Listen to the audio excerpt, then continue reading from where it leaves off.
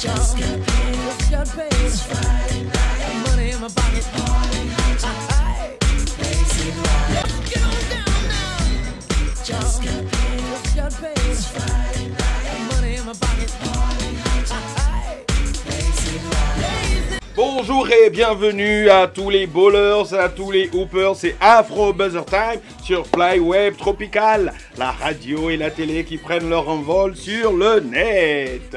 Afro Buzzer Time, vous le savez, c'est l'émission qui met en valeur le basketball africain d'Afrique et d'ailleurs. Au sommaire de ce numéro, nous reviendrons sur les finales de la BK Basket National League au Rwanda, qui a vu la formation du REG Rwanda Energy Group réaliser le doublé en remportant le titre national à la fois chez les dames et chez les hommes. Dans cette émission, vous aurez la seconde partie de l'interview de Fafaji Johnson, le directeur technique national du basket togolais, qui va embrayer sur l'avenir de la discipline dans son pays. On connaît désormais les qualifiés pour le Road to Bâle, les éliminatoires de la Basketball Africa League. Ces éliminatoires se sont achevés le week-end dernier et vous saurez qui sont les heureux élus pour la seconde phase appelée Elite 16. Nous ferons un focus sur l'international sénégalais Branco Badio qui brille de mille feux dans le championnat allemand. Qu'aurait été le sort du groupement sportif des pétroliers d'Alger lors de la première BAL si Mohamed Arat ne s'était pas blessé lors du tout premier match de son équipe? Une chose est sûre, l'international algérien continue de faire de très belles choses dans le championnat du Qatar. Et pour finir avec notre première partie, nous vous ferons revivre les highlights des 5 meilleurs joueurs de l'afro-basket masculin qui s'est disputé en août dernier au Rwanda. Ça sera un top 5 du top 5. Et puis dans notre séquence NBA, nous vous ferons découvrir Desmond Bane. Desmond Bane, le jeune Nigérian, certainement un des moins connus de la QV 2020 de la draft, mais certainement une de ses plus belles surprises du côté des Grizzlies de Memphis. Et puis toujours dans cette séquence NBA, ça y est, l'information vient de tomber.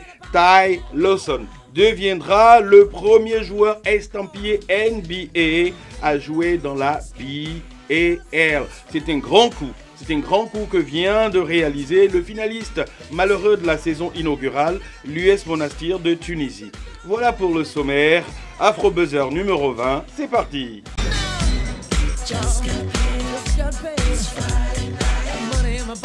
2 sur 2 pour l'équipe de la Rwanda Energy Services, celle qu'on appelle là-bas communément le REG Basketball Club. Le week-end dernier, le REG est devenu double champion du Rwanda en remportant le titre à la fois chez les hommes et chez les dames. Les hommes se sont imposés en 2 manches contre le champion sortant, les Patriots. Quant aux dames, elles ont dû aller à la manche décisive en battant 2-1 les Hoops Rwanda. Retour en images sur ces finales qui ont été une véritable fête. Ekipe ya REG kabisa iyahoze yitwa Ubumwe Women Basketball yegukana yego ko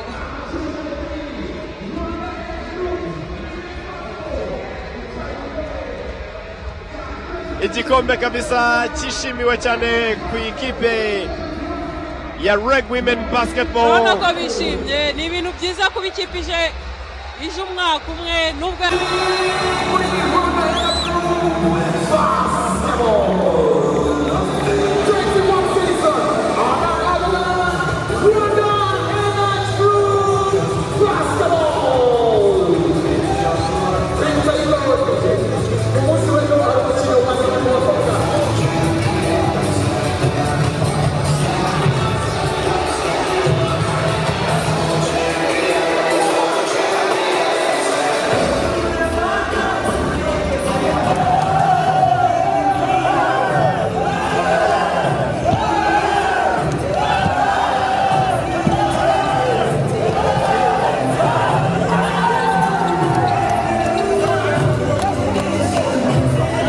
Un couple heureux. Oui, Camille et Aïcha Kabange sont mari et femme dans la vie. Mais ils sont aussi partenaires dans la grande équipe du REG. Monsieur et madame sont tous les deux devenus champions du Rwanda de basket. Une situation assez rare que nous voulions saluer, encourager dans ce programme. Bravo à vous les tourtereaux.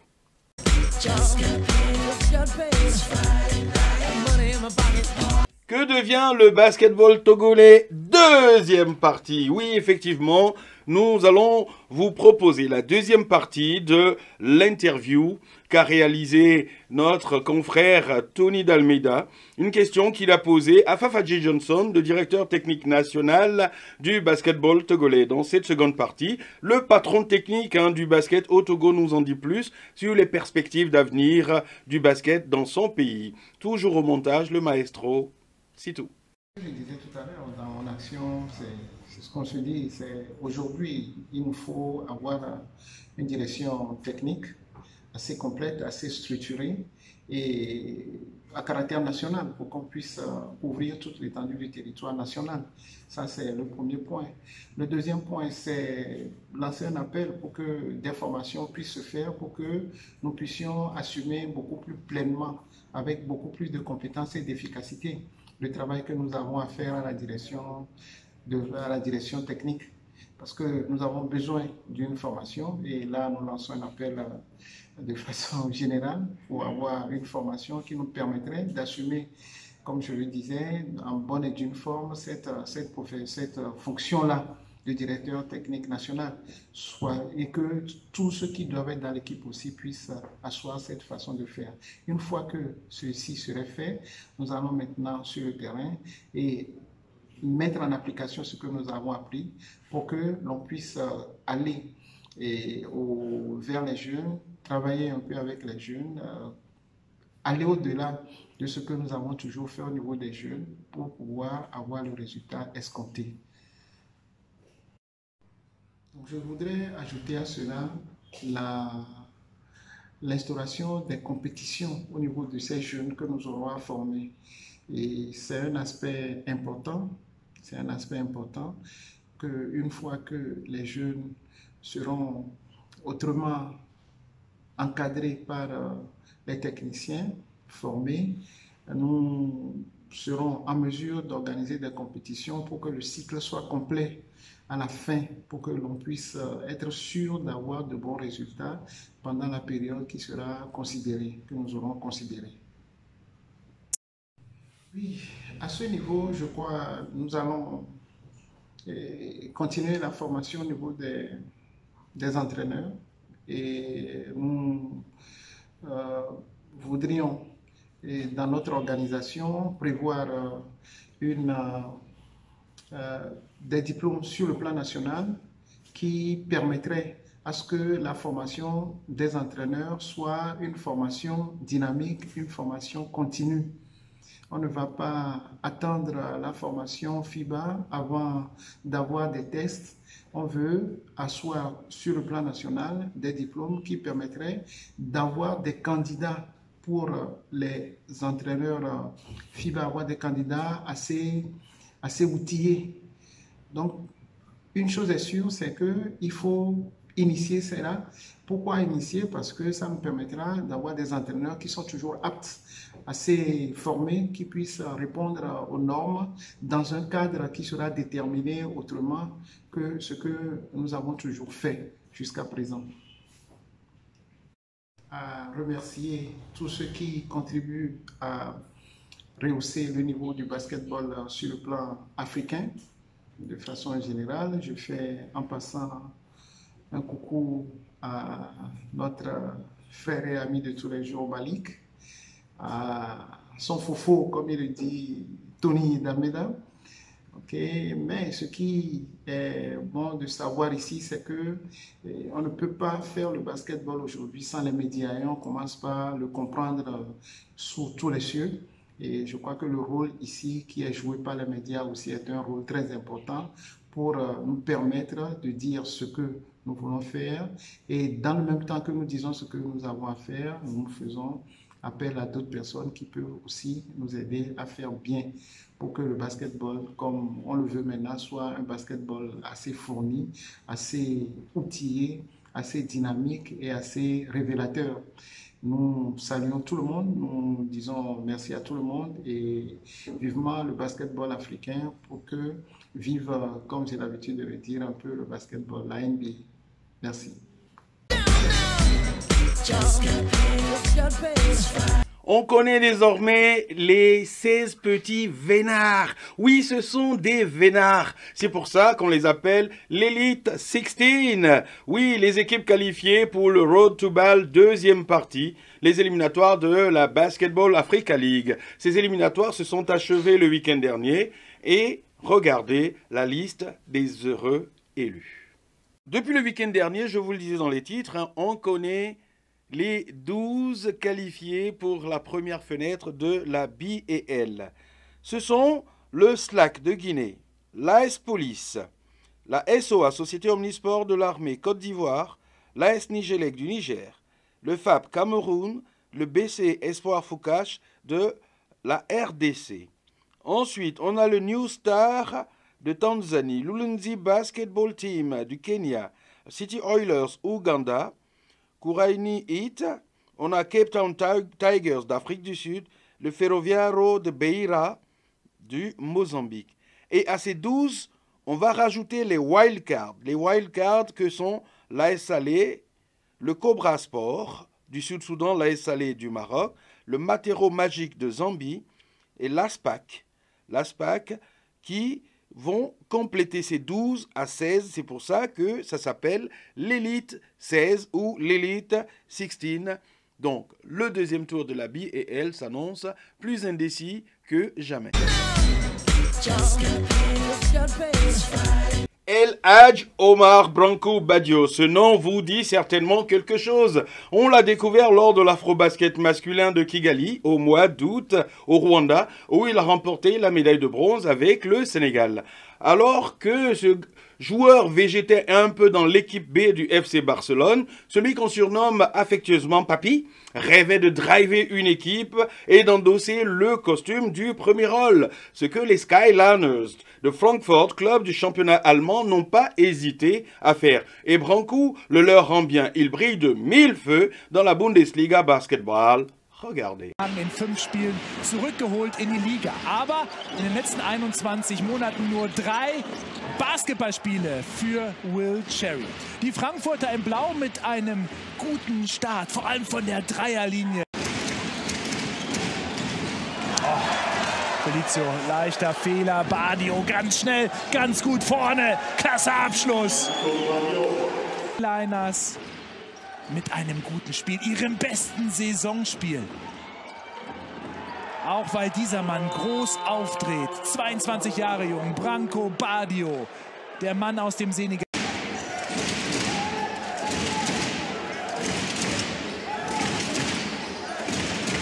Badio übernimmt Verantwortung, liefert. Am Ende ein klarer Erfolg für die Skyliners. Erster Sieg in dieser Saison und das ausgerechnet in Ulm. Le groupement sportif des pétroliers d'Alger aurait-il connu un meilleur sort lors de la saison inaugurale de la BAL si Mohamed Arat ne s'était pas blessé dès son premier match? Un match qu'il a d'ailleurs terminé avec 28 points et 9 rebonds. De nombreux observateurs pensent que le GSP aurait été certainement bien meilleur. Toujours est-il qu'en attendant de le revoir pourquoi pas dans la seconde BAL, Arat enchaîne les grosses performances dans le championnat du Qatar. Quelques highlights.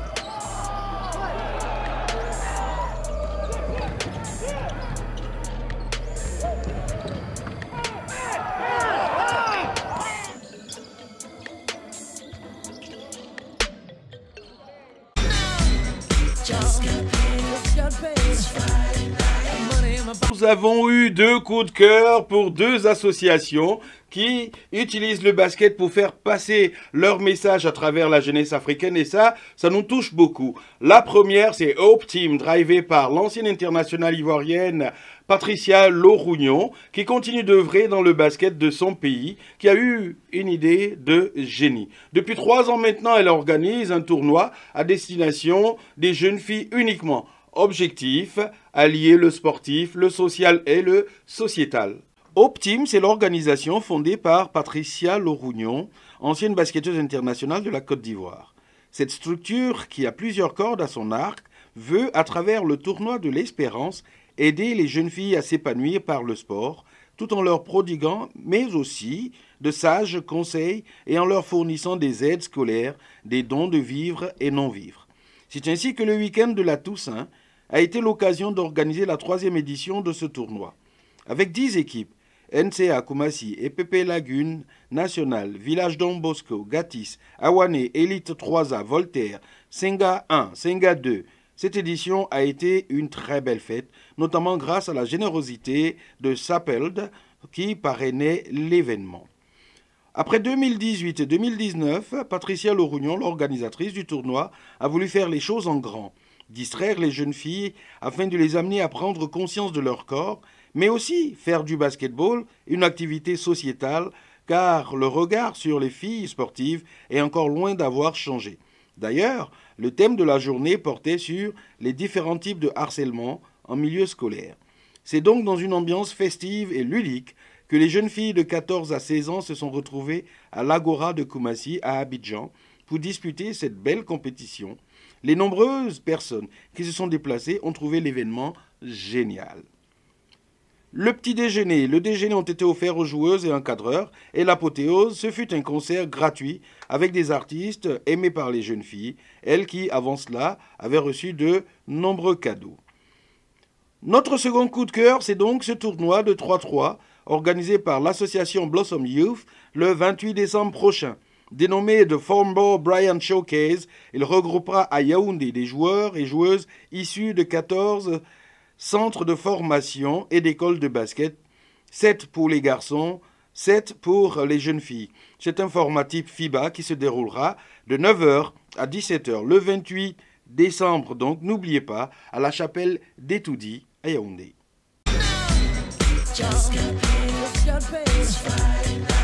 Il s'appelle Omar Abada, Makram Ben Romdan, Matt Costello, Gorgui Dieng et Walter Tabarès. Ces 5-là ont été élus dans le meilleur 5 de l'afro-basket masculin qui a eu lieu au mois d'août. Et nous voulions vous montrer pourquoi ils sont dans le top 5. Keita, his pass intercepted by Roll. And he just bounced past beautifully to Obata. Oh, and he just took it all the way. I thought Mo Keita was going to send it back where it came from. I mean, he's scoring, he's assisting. And Obata has certainly been good today as well. He's now got 10 points. And that forces a timeout from Guinea. So with 6:20 remaining, it's 70-34, Tunisia. Abada finds Mejri. He throws it down.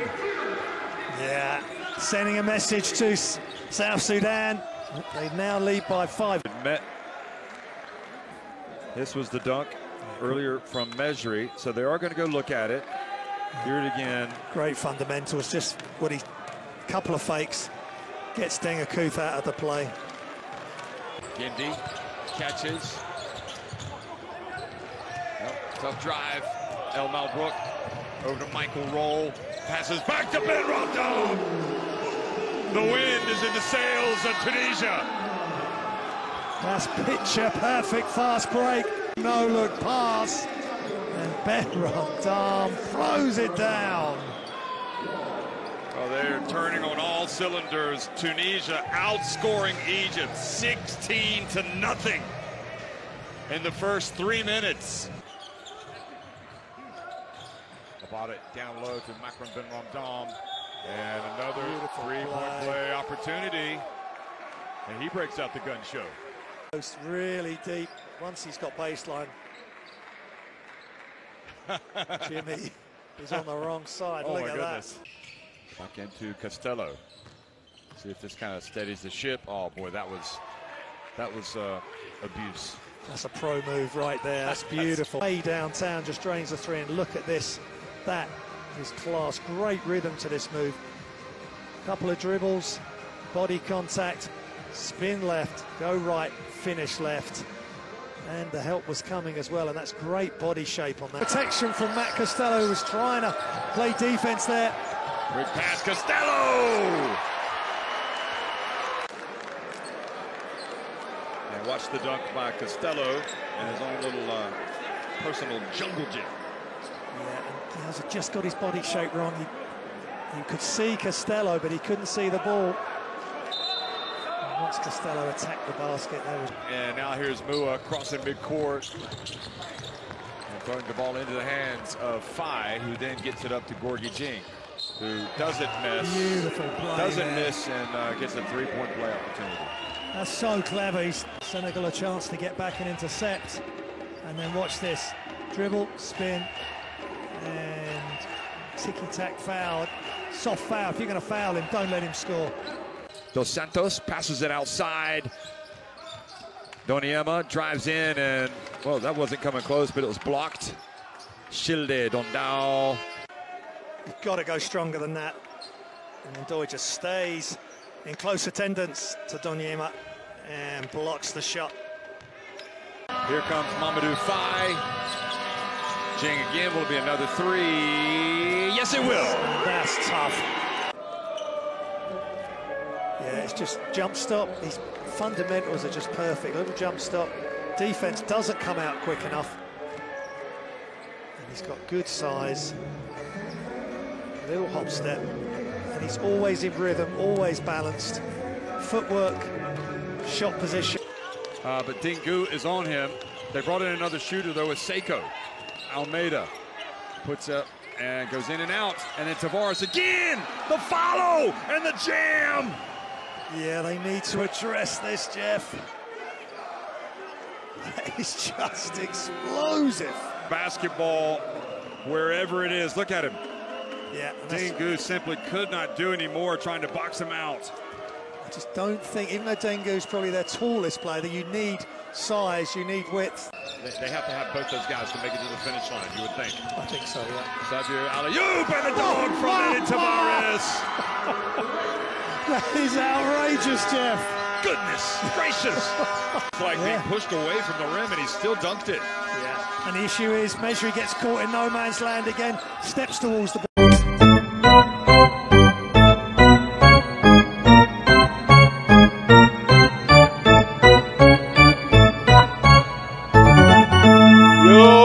Bienvenue dans notre séquence NBA. Aujourd'hui, nous vous amenons à la découverte de Desmond Bane. Il n'est pas le basketteur nigérian le plus connu en NBA. Ça, c'est sûr. Il n'était pas non plus le plus connu lors de la draft 2020. Ça aussi, c'est vrai. Mais en le choisissant, les Memphis Grizzlies avaient flairé la bonne affaire. Ce type est un sniper à 3 points, mais aussi un sacré défenseur. Et surtout, il est en train de faire mentir tous les scouts qui disaient que c'est pas intéressant pour un jeune, aujourd'hui en NCAA, le championnat universitaire, d'aller jusqu'au bout de son cursus. Lui, il est parti jusqu'en 3e année et il est bon sur le terrain. Découvrons-le. Limiter un joueur ou le discréditer simplement parce qu'il est allé à l'université au-delà de sa première année est ridicule.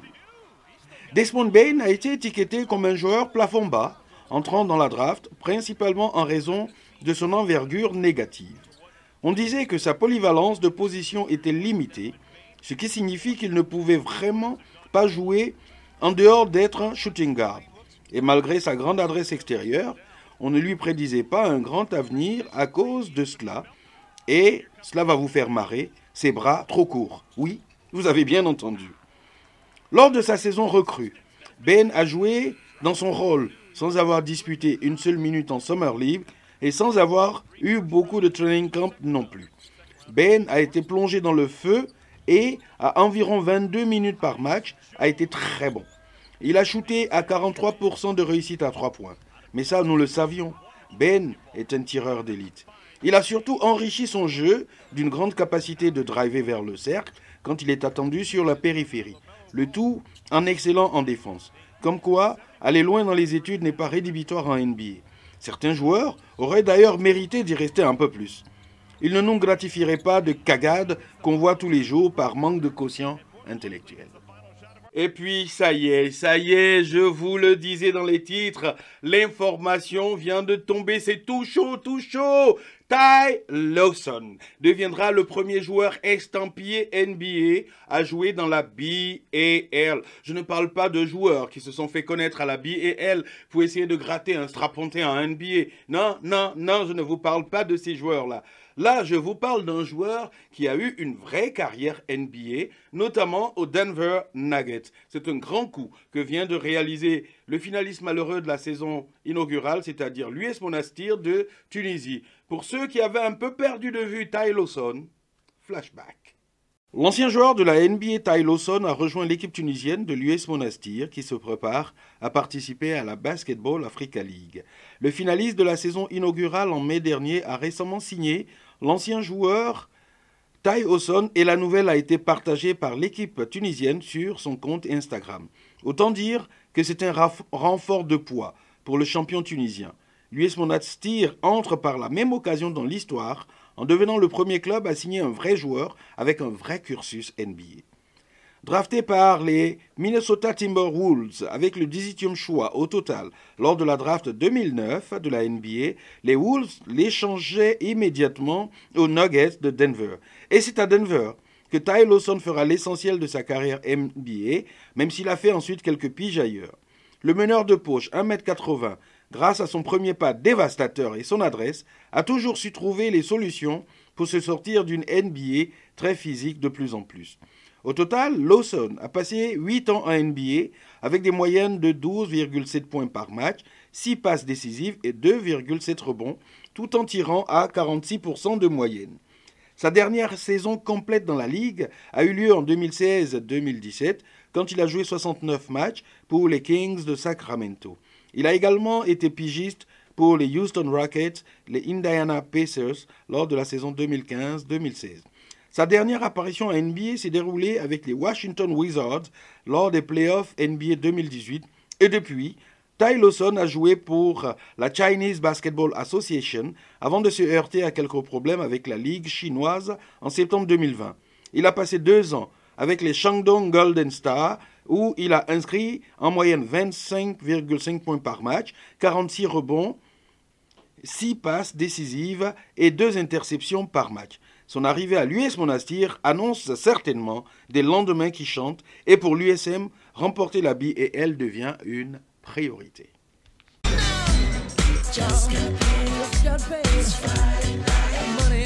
Yo, merci à vous les ballers, merci à vous les hoopers d'avoir suivi cette émission Afro Buzzer Time. Vous le savez, nous faisons tous nos efforts pour mettre en valeur le basketball africain, que ce soit en Afrique ou ailleurs. D'ailleurs, si je peux me permettre ça, merci à Francis Prozolac, le Master Mix qui a réalisé cette émission. N'hésitez pas à nous faire part de vos suggestions. Nous sommes à votre écoute pour essayer d'en améliorer le contenu. D'ici là, prenez soin de vous, prenez soin de vos proches. À une prochaine fois. Bye bye.